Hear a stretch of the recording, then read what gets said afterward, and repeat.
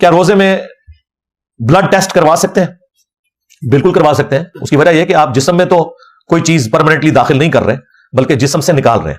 وہ سرنج کے ذریعے، وہ کوئی کھانے کی چیز نہیں ہوتی، سرنج داخل کر کے اس سے خون نکالا جاتا ہے. لہٰذا یہ بالکل درست ہے.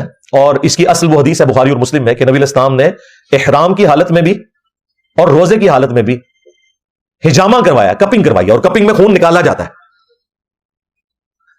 بخاری اور مسلم میں ایک اور حدیث ہے کہ عبداللہ ابن عمر جو ہیں وہ شروع میں تو کپنگ کروایا کرتے تھے روزے کی حالت میں، لیکن بعد میں پھر وہ رات کے وقت کپنگ کرواتے تھے اور چھوڑ دیا تھا.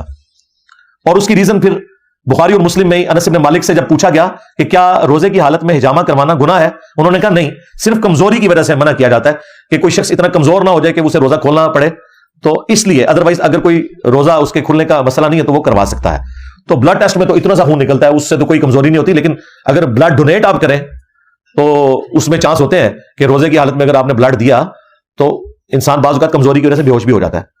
تو وہ اگر مجبوراً کسی کو دینا پڑے تو وہ ایک روزہ یعنی توڑ دے، افطار کر لے اسی وقت، اور بعد میں ایک روزے کی قضا دے دے.